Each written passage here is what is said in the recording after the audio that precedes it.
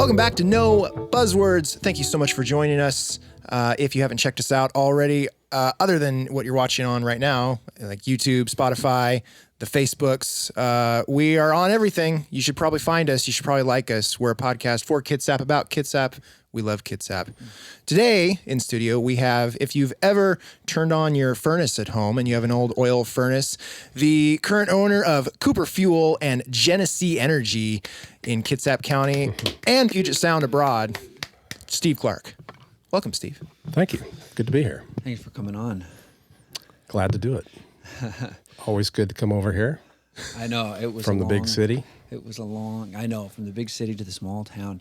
I remember one time we drove down to Westport when we were in youth group, and you scheduled a youth concert band there or something for our little worship team. In Aberdeen. And we played a show in Aberdeen. We were coming from Paulsbo, and they introduced us as a band from the big city. And we were like, what? And there was like 4 people at that concert. We were expecting something great, and it was North Kitsap it was Baptist good. Church Youth Band coming all the way from the big city, Paulsbo. And they meant it too. They meant it. Like, no. That's funny. 2008 pretty much hit Aberdeen, and then it never recovered. It still hasn't recovered. Oh. At least last time I was down there. Oh, I know. My kids, we go to a camping trip over in Westport. And for years, we would stop for lunch at Aberdeen. And my kids hate it. Like, this is the worst town. It's pretty depressing. Yeah. It's pretty It depressing. is very depressing. I lived above an adult shop in Aberdeen for 6 adults months. go into all kinds of shops. Well, I don't know what you're talking that about. kind of adult shop. Anyway, I remember visiting, funny story. Adam was, how old were we? we were like 18. Really? Were we that young? Yeah, because I went there right out of high school. Wow. So he was living in Aberdeen, and me and another friend, you and Kyle Witt. Yes. And they lived in this tiny little apartment, 3 stories up above a main road in Aberdeen. It was a hostel. Oh, man. With Yeah. shared bathrooms. Yeah, it was fun. like a room with a bathroom. Yes, we had the only room in the place with its own bathroom, which was nice, and a little chain flush toilet. It was awesome. It was a great little Sounds visit. like Aberdeen. And so we were still kind of like misbehaving every now and then. And so No, you guys? yeah. I still right. And I remember they were like, Michael, you should come down and just like spend a weekend or something, and we'll hang out. And I was like, all right, cool. So we come in, and I walk into the room, and we're like, all right, we'll go get some lunch or something, or figure out something fun to do tonight.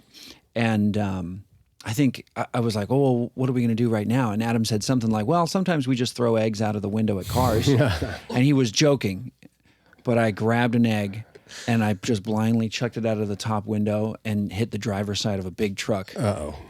Perfect timing. He just kept going, and we laughed and laughed and laughed. And when we ran out of eggs, we scooped giant peanut butter scoops and wrapped it in bologna, and then threw that. I was joking before Peanut butter and bologna. I said before he just grabbed an egg and chucked it out the window. Well, the eggs do have some kind of an aerodynamic shape to them, but Yeah, peanut butter and bologna? it works. How does that? Does It fly? works. Yeah. Yeah, it sticks too. We Really? almost, It's great. yeah. And then we were having not incriminate ourselves. We were having so much fun that we were like, let's find an overpass. Oh, boy. Dude, we were not fully cooked. Statutes of limitations, everybody, or Yeah. whatever it's called. Yeah. I almost crashed a semi truck with a scoop of peanut butter and bologna. I heard it. I chucked it down right at the perfect time and just bam! It was such a solid hit right on the windshield. And we look out on the other side of the overpass, and the semi truck is just swerving, and he pulls over, and we just panicked. We're like, he probably has a shotgun or something. And we just disappeared into the night. Peanut butter and bologna bandits. Young. I remember feeling so guilty because it all hit me. I was like, I'm so irresponsible, and this is such a terrible thing to be doing right now. And I think we did it 2 months later in Paulsbo. Probably. But then that was it. That was then it. we were done. So what'd you do this week? Well, we fought and I won. Yeah. Look at his eye. Forgive the black eye. Michael hit me. No, you should probably explain your black eye. Oh, I am training. There's a big jiu-jitsu tournament today. Actually, I'm going up to Everett for this jiu-jitsu tournament. I've been training, and I caught a knee during training last week. So, Yeah. it's fine. It'll heal. It'll heal up. So I know that Michael and I know your story. Oh, hey. Go ahead. One last thing. I just want, since you came all the way from far away, these are two of our former guests and one of our upcoming guests. We got the Coffee Oasis. Oh yeah. There's a mug. Oh sweet. I still gotta get a hold of them, and that is a cool place. The executive director is going to be Next week? next week. Yep. Bryce. Bryce Clark. Oh, Yeah. good name. Yeah. He's did you say that is it his grandfather that started Children of the Nations? Yeah. Let's see the mug. Something like Oh. that? Oh, yeah. There we go. Coffee Hey, Oasis. There it is. It's okay. Yeah. So, Real coffee, real hope. I love yeah, it. so he'll be on next week. Yep. And then another one of our former guests, and we'll probably have him on again, is Eric Mahler from the Cafe Cocina. Cocina. Wow, My Cocina. My mistake. Cocina is Wow. is another. They just started their own roasting is a cool operation, one. and so they're blowing up. It doesn't hold quite as much coffee as the No, other but one, it's such a fun little it's mug. nice. See, with Eric's It's such a coffee, you fun don't little need mug. that much coffee. Oh, ooh, yeah. Well, It'll just I'm an get you espresso fan. buzzed right away. So anyway, we know your story, but for the sake of podcasting, how did you end up Here. West Seattle guy, and all of a sudden owner of such a company that has such a legacy in the area, not only in Seattle, but then also owning a company that has such a legacy in Kitsap? Like, what brought you to that? Wow. Well, how far back do you want to go? As far as you want. I actually do have. My mom grew up in Chico. Oh, Yeah. cool. Went to Central Kitsap. Kitsap roots. Yeah. My grandfather on my mom's side had a house in Silverdale, right on Dyes Inlet. So I spent lots of my youth over here. Back when the town was just a stop sign. Yes, it literally was tiny. Was it on Chico Way? I don't exactly know where her house was, but Okay. Cool. yeah. So, but the story of Genesee actually starts in the early 1900s in Canada. So we're going back that far. So my great-grandfather, Eli Silas Clark, had a farm that he got That's on... is that who your son is named after? It is, yeah. Oh, okay. I Yeah. just connected that. All right. Yeah. So Eli had a farm up by Edmonton, Canada. Canada. Yeah. That he got through basically the what do you call it? The Land Act, where they were just giving land away. So he got this chunk of land and farmed it for quite a few years. It was profitable for many years. And then in the early 20s, they had like 6 years of drought. Wow. And at the, early 20s, the roaring 20s. So Eli had three boys, and the middle son, Russell, was enamored by America. So, Being as Canadians are. yeah, well, yeah. They love us now. Were. 51st date. Yeah. That's not going over too well, is it? No. So, in fact, the story is that the trains would come through this little town called Leduc is where they lived. And the only way he could hear American music was to go to the train station. And when the trains were coming into town, they would turn the music on. Wow. So Russell got enamored by America and decided to move to Seattle. And then he talked my grandfather, Gordon Eli, into moving to Seattle. His brother. Yeah.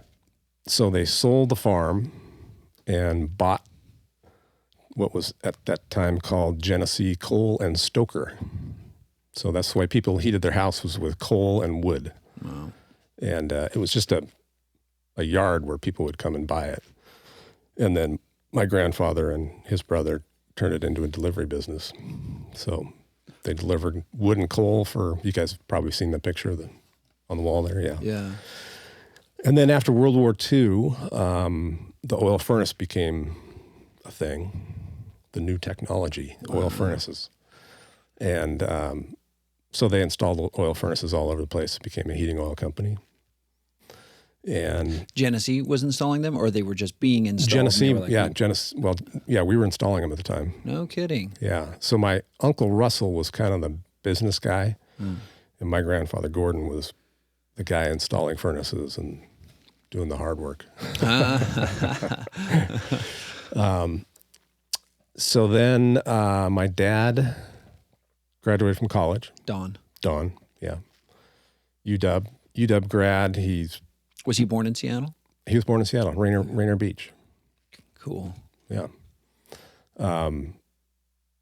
Grew up he was a teenager in the 50s. Wow. That's why he loves cars so much. Is he still the Jaguar? He actually sold the Jaguar. He now drives a Cadillac. That checks. Yeah. It's a pretty sweet Cadillac. That's awesome. Yeah. So anyway, he was really into cars, and still is. So he graduates from college, and not sure what he's going to do. Decides, well, I'll work at Genesee for a while. So shows up and walks in the door. Uncle Russell hands him a broom. And my dad goes, Uncle Russell, I just graduated from college, business degree. And Uncle Russell goes, well, let me show you how to use it then. That's awesome.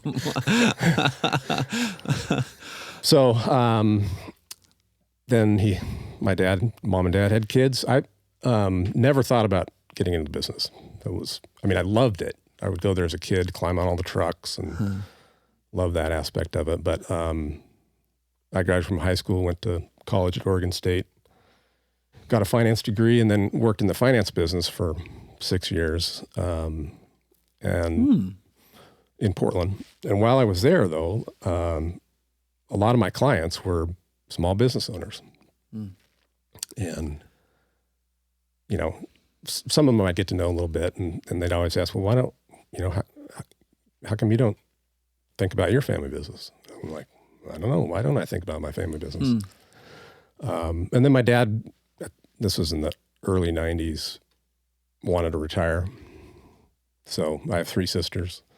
He gathered us all and said, I'm either going to sell the company or one of you is going to run it. Or my sisters all took a step backwards. They didn't want to have anything to do with it. But so I thought about it for about a year, talked to a lot of people in Portland that were business owners, and decided to move to Seattle and give it a shot. Wow. That was 30-something years ago. So I know you have your MBA. Had you already done all of your schooling at this point? Well, I hadn't got my MBA at that point. But yeah, graduated from Oregon State and then got my MBA about 10 years after that. So that was in my first year of marriage. So I was in graduate school my first year of marriage. Lived in a house down by Seward Park, and that I would not recommend getting an MBA in your first year of marriage, because it might be your last year of marriage. Yeah, I spent just so many hours in the basement just studying, and yeah, when you're supposed to be in the honeymoon phase. That's right. I know people who get married in med school. I know a couple people that got married like while they were in med school. Wow, which sounds insane. Mary's best friend did that. Gosh. Well, I think it kind of it'll make you or break you. Wow. Yeah. Got to be a beast. Yeah. So that was back in the 90s. So how long have you been owner, CEO at this point? Well, my dad didn't stick around long. he had run the business at a really difficult time in the 70s when there was the oil embargo and shortages, and he was in association leadership. So he was at the time it's called OHI, Oil Heat Institute, and he was president of that when that oil embargo happened. And he was young, and so the whole industry was kind of looking to him for leadership, and that really burned him out. Huh. So when I got there, he didn't stick around very long. He was, I kind of say, I came through the front door and he went out the back door. Yeah. Which was good. I mean, it really forced me to try to figure out what was going on with the business. And but other times, you know, I kind of wish he had been around more to help me out. How old were you when? 22, 23. Oh, wow. Whoa. So what was that dynamic like? We had a conversation with Eric Mahler just recently about him taking over a business kind of at a young age and having people that he all of a sudden, not only was he a manager of, but he was the owner of the company, and he had people way older than him at that point. And I can only imagine, you know, some old HVAC technicians or some old drivers, and you got this 22-year-old kid coming in here to own the business. Well, yeah, and all of those people had known me because I'd been around the office, and you know, like Gail. Do you remember Gail? Yep. Yeah, I've known Gail since I was 5 years old. So I would come into the office, and now I'm, you know, their boss. Yeah. So it was definitely uncomfortable for a lot of years. Mm-hmm. Oh man, for a lot of years. How long did it take for people to accept that you were their boss? Well, I didn't make a lot of changes at first, but then I did start kind of doing things my way. And at the time, we didn't do any work on gas furnaces. So we started doing that, and it, you know, proved to be a good decision. And so that helped people have a little more respect for me and understand what I was doing. But I also fired a few people that weren't getting on board. Mm-hmm. Some of those were the right decision, and others I regret. But graduate school helped, getting a sort of a bigger understanding of how the world works and how business works. And at that, you know, but it's funny, I, you know, graduate from college with a finance degree, and I really didn't understand financial statements until I went to graduate school. So that definitely helped. So these, what was I going to say? These employees that, you know, you're managing all of a sudden, what were their general ages at that time when you took over? Like, were they like Joe's age now? Like, were they in their like 50s, 60s? No, probably. Yeah. That's about right. Okay. Early 50s maybe. Okay. Because a few of them, you guys probably don't remember Vera, but she was there for 25 years. Mm-hmm. And I was her boss for 15 of those. And wow. Yeah, some of them were there for quite a while. Mm-hmm. So you mentioned that you wished your dad had stayed around just a little bit longer to do more of a significant handoff, a little bit more time for that. That's something that I feel like is a pretty big theme in your life, is the mentorship dynamic. Something that seems to be important to you. Is that true? Yeah, for sure. I've always had, you know, growing up in the church, there was always people that, well, a couple in particular that really became my mentors. Mm-hmm.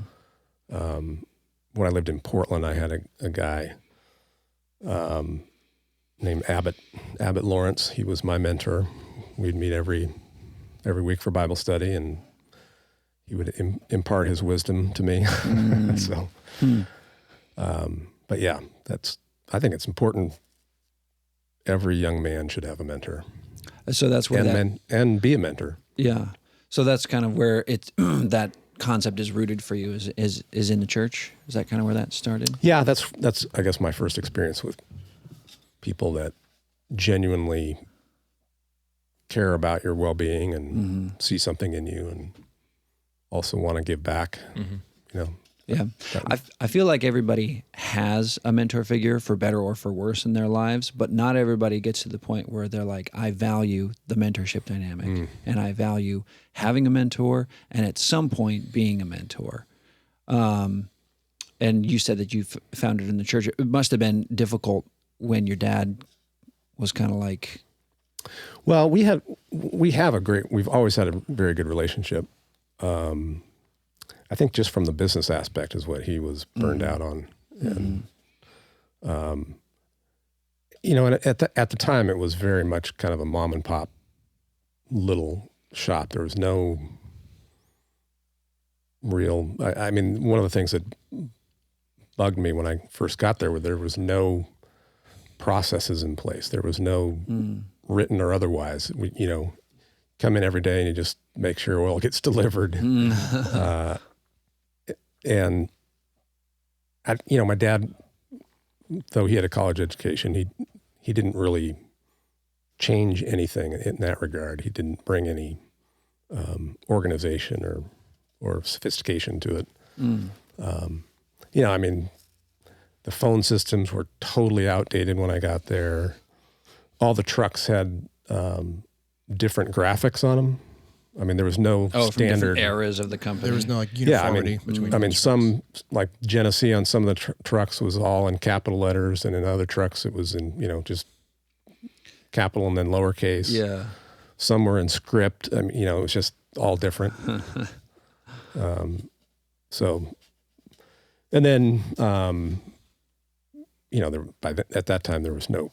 Well, I think we did have a computer system. I mean, it was literally a green screen. Wow. It was really old. The 90s. Yeah. So how much of, like, you know, going back to the mentorship thing, how much, you know, then and then, you know, progressing to now, how much has that led you to where you're at now? And then even now, I think you still are in, you still do Vistage, you still are, you still have a mentor even now, and you're, you know, closer to retirement, and you still have, you know, mentor relationships. Yeah. Actually, Vistage to a large part has sort of become that. Maybe we should explain Vistage, just a brief. Go ahead, Steve. Yeah, Vistage is a organization of, it's like a CEO peer group. So one of the things that you realize when you become a CEO is that it's very lonely. Lonely at the top. Yeah, it's lonely at the top. There's, you know, I know other CEOs that are... I started from the bottom. Now we're here. And I'm lonely. Yeah. You know, there's other CEOs that are in my industry, but I can't really bounce things off with them because they're my competitors. Well, right. You have to do this to them. Yes, that's right. So, Vistage's CEOs from other industries, and I'm kind of now the old guy of my group. There's only one guy that's been in the group longer than me. But when I first started, everybody was older than me in Vistage, and so they were very much kind of mentor personalities for me. So it's been really good for me. So you feel like at this point, do you take more the role of the mentor versus the mentee kind of in your business Well, life? yeah, I think I'm starting to see myself that way, yeah. Although I just turned 60 last week. Can't believe it. Happy birthday. You don't look 60, just so you know, Steve. Oh, thank you. I know a lot of guys that are 60 and you do not look 60. Well, I don't think of myself as 60 and I don't feel 60. Yeah. But I got to wrap my head around the fact that I'm 60 and start thinking more of a mentor instead of a mentee, I think. Not that I know everything, but. Well, you know a lot about fuel.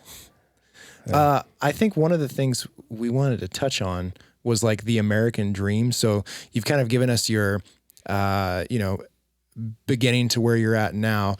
How attainable is this now in this country we're living in, this economy we're living in?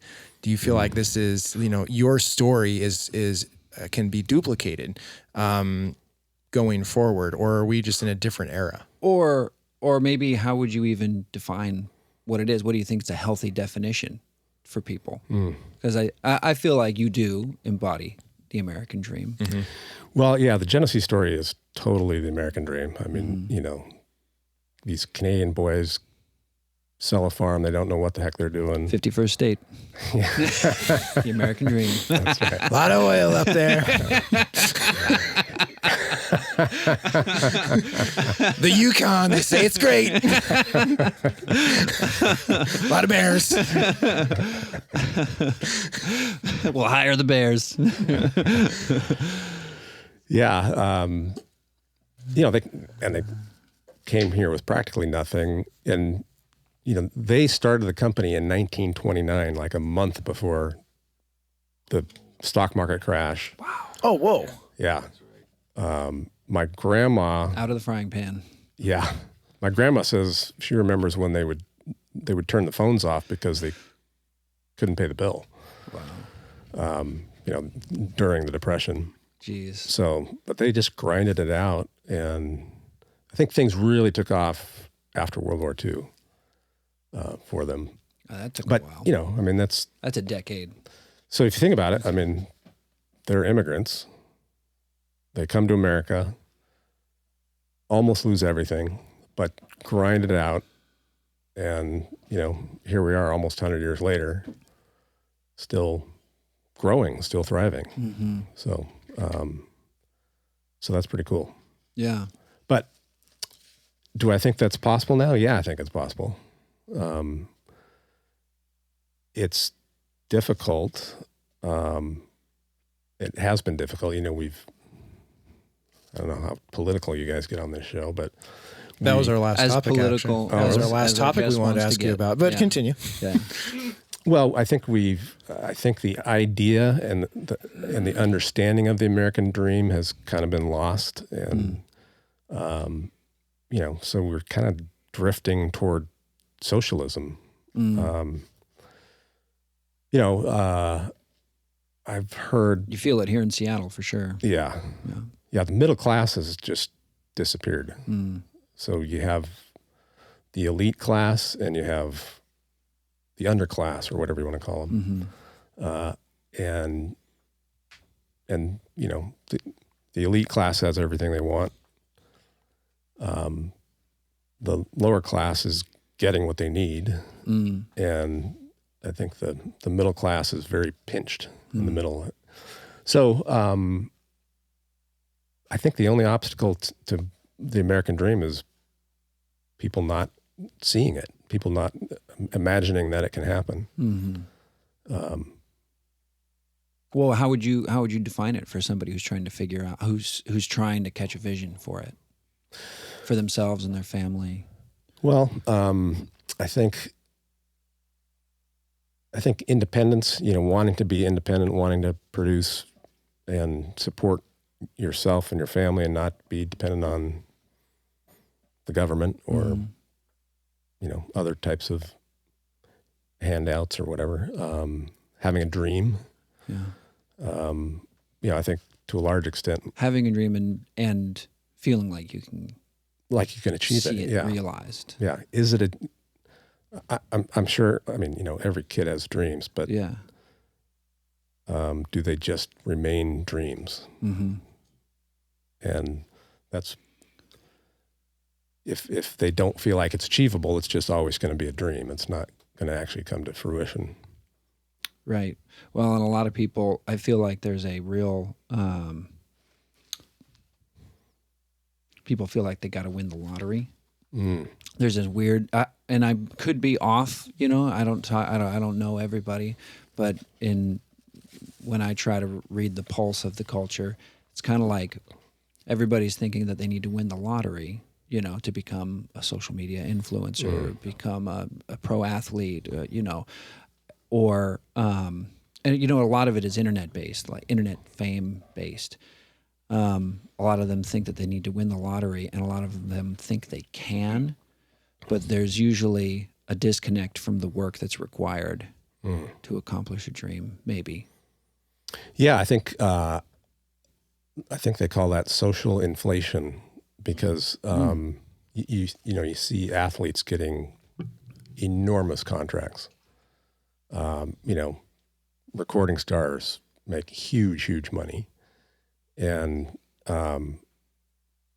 court cases, when there's lawsuits, juries are now, instead of giving $2 million to an injury, they see an athlete getting a $32 million contract. So this poor person should get $30 million, not $2 million.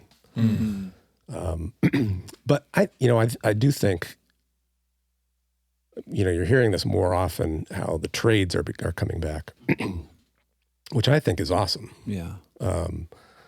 That's where today, young people can really do well in life. Even, I was just talking to a person whose son is going to go to welding school. Wow. That's awesome. Yeah. He's not going to go to college, going to welding school instead. We'll always need metal to stick together in strange shapes.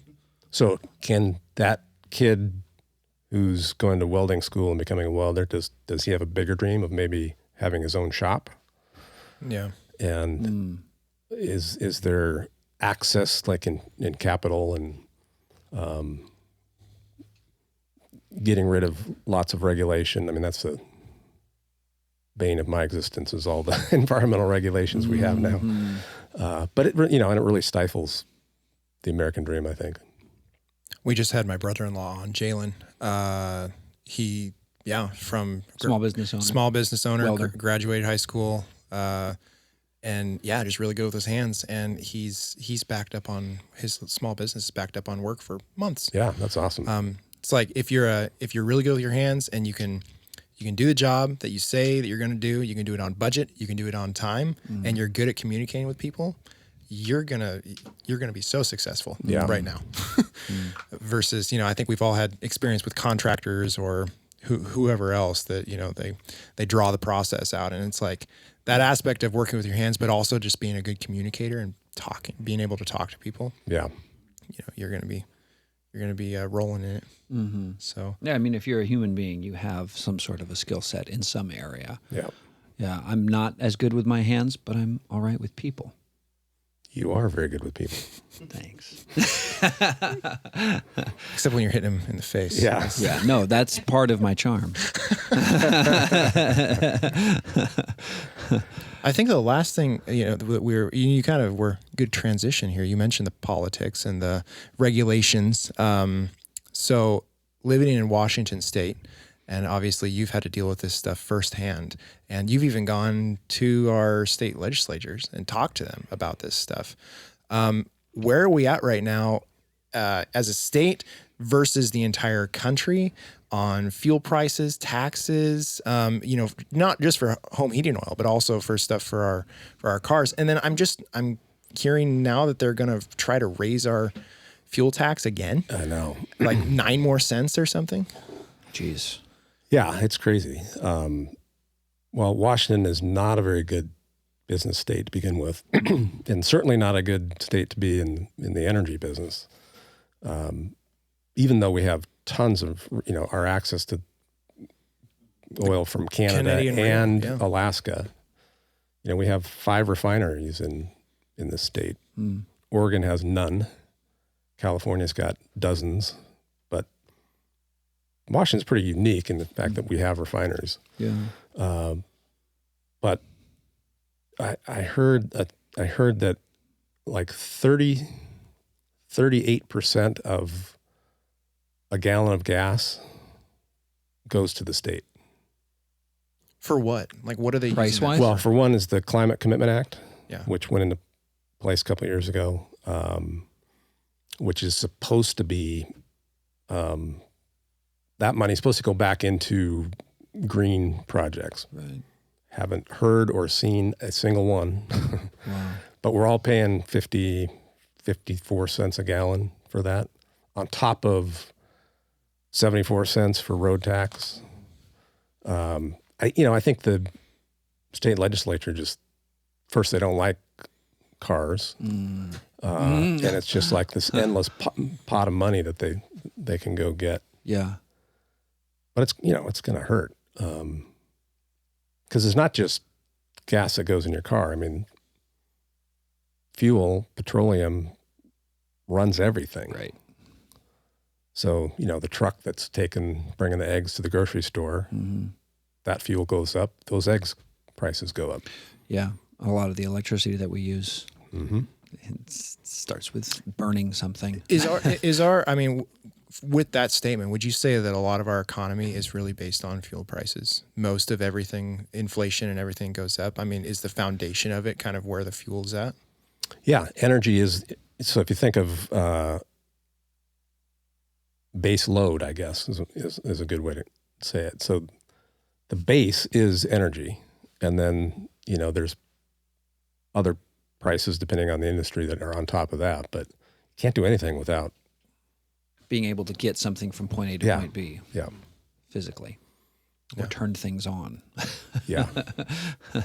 Yeah. Even products. I mean, practically every product in this room at some point has had petroleum in it, or that is probably made of that water bottle.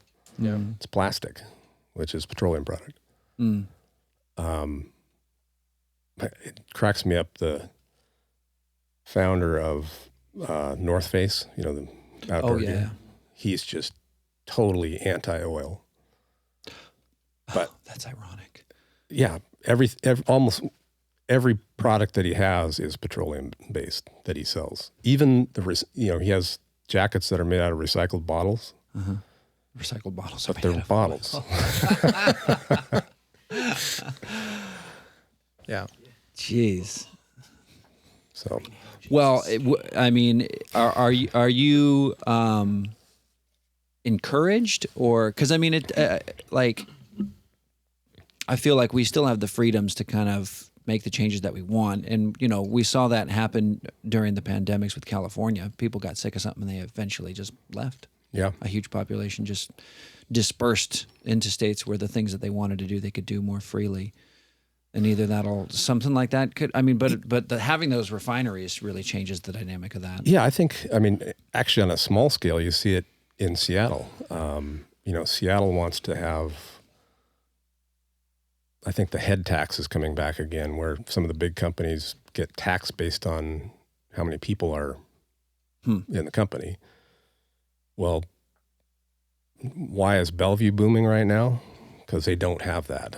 They don't have those. So on a small scale, you see people leaving Seattle, going to Bellevue. Interesting.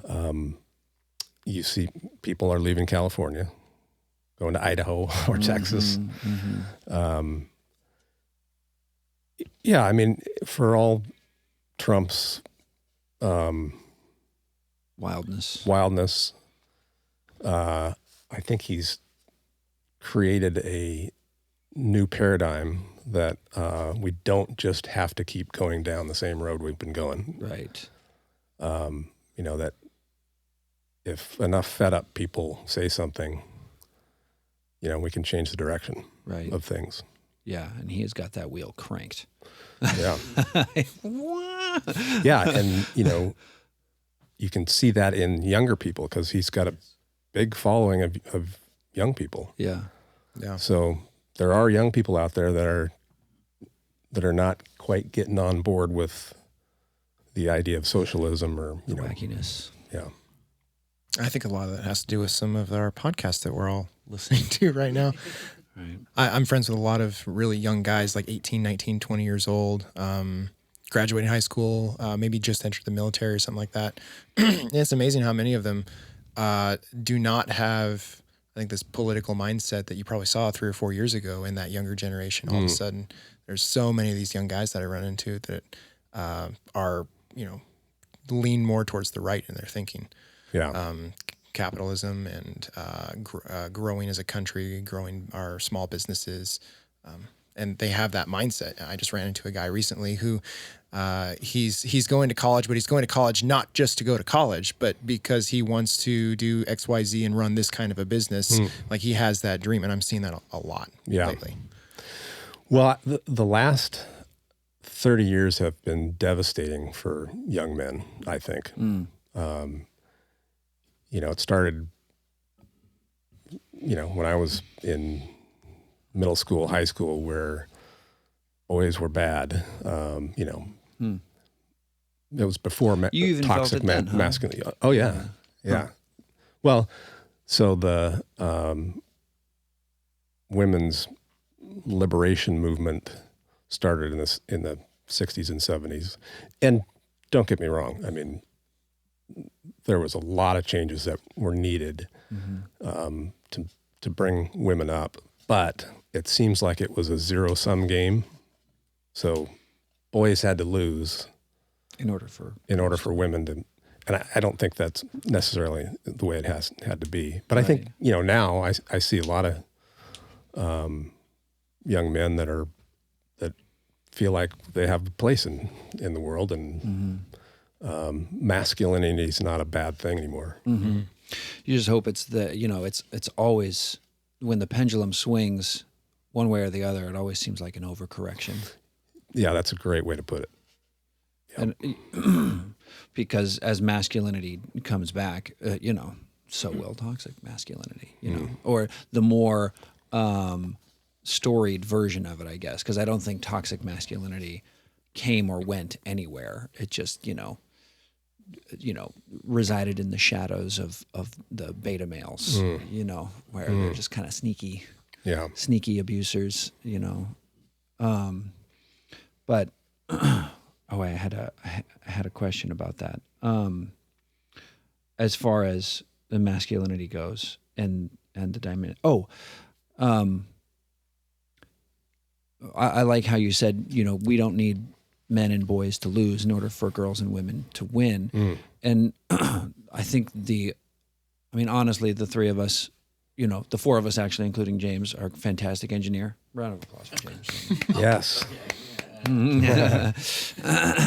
All have backgrounds, and all of us are rooted in the Christian church and the gospel, and that biblical image of the family, the biblical image of womanhood and manhood, and how you can't really have a vision of what a man is without knowing what a woman is. You can't really have a vision of what a woman is without knowing what a man is. And just the fact, going back to the first story, Adam and Eve,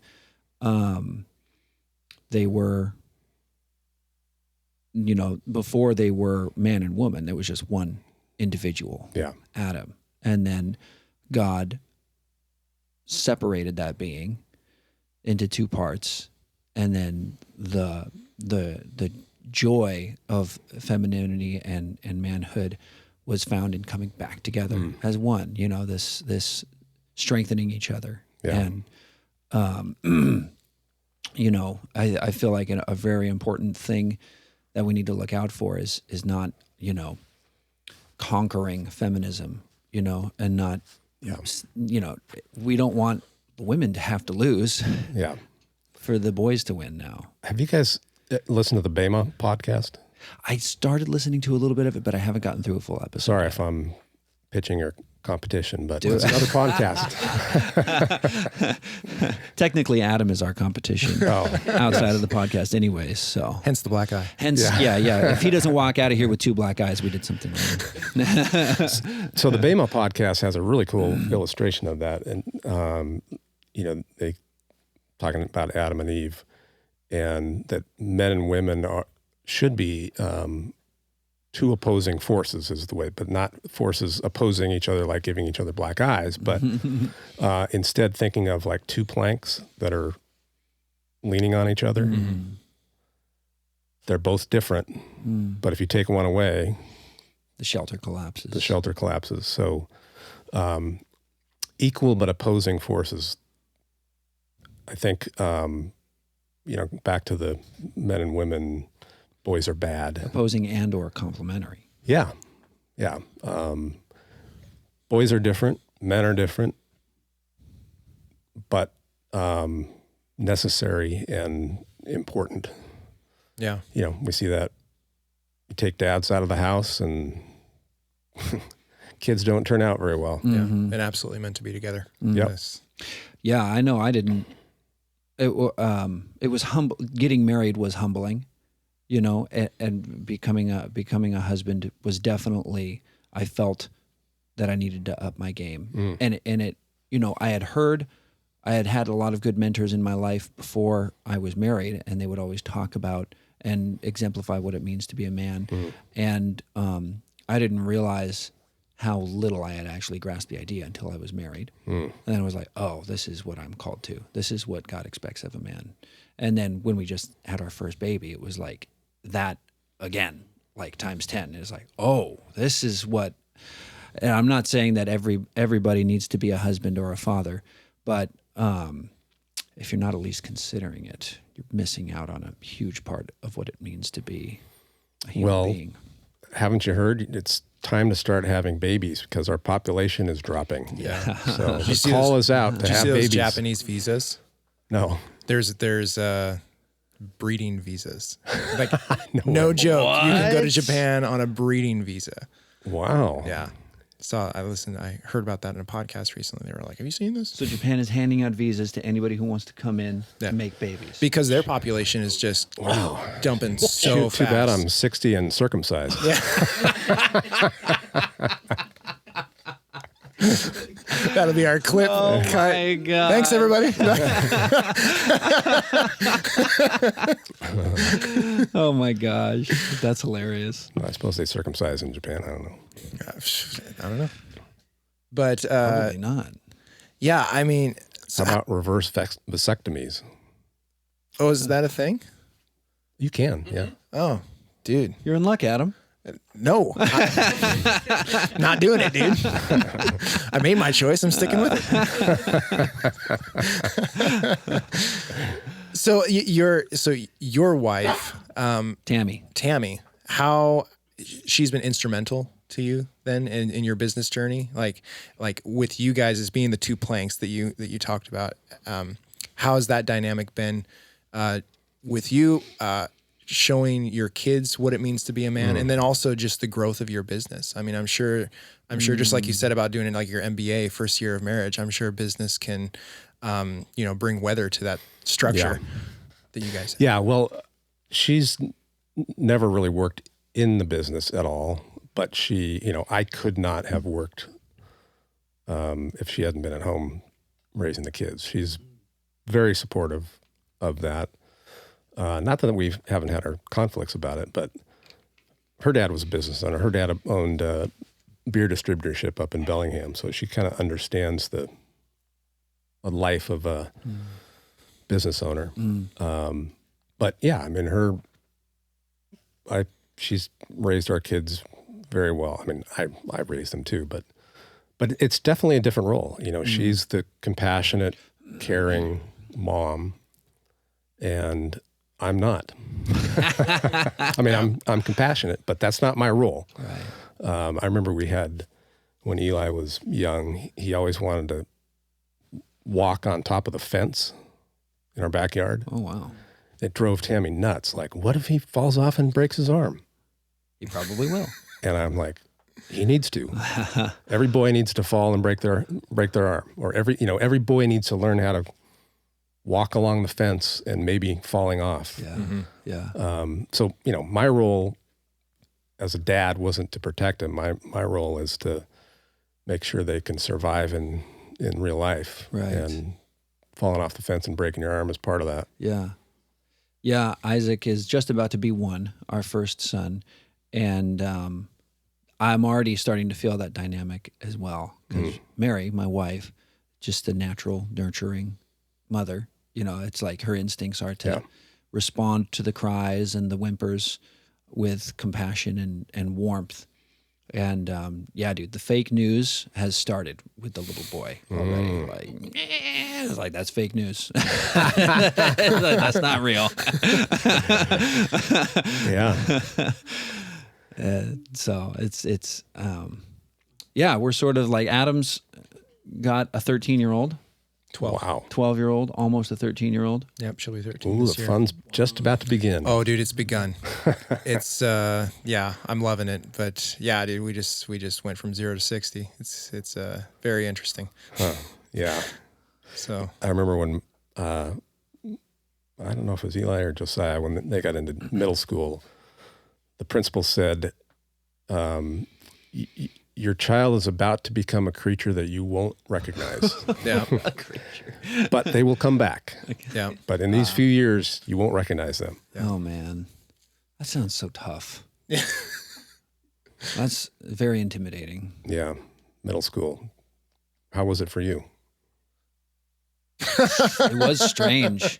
It was strange. I would not want to be that person again. Correct. Yeah, middle school was, weird. Puberty. That's a tough time. Not fun. Yeah. Not fun. Yeah, that was probably, that's got to be the worst part of anybody's life. I think you're, I mean, short of making poor decisions, yeah. you just you can't think straight. Well, you're trying to figure out who you are, and Yeah. you're trying on sort of different identities in a way. Mm-hmm. I mean, more so. I didn't mean it that way, but you're, you're trying to figure out who you are. My wife was at the park yesterday, and there was a group of kids, and they had one of the little boys dressed in a dress, and she said he couldn't have been even 5 yet.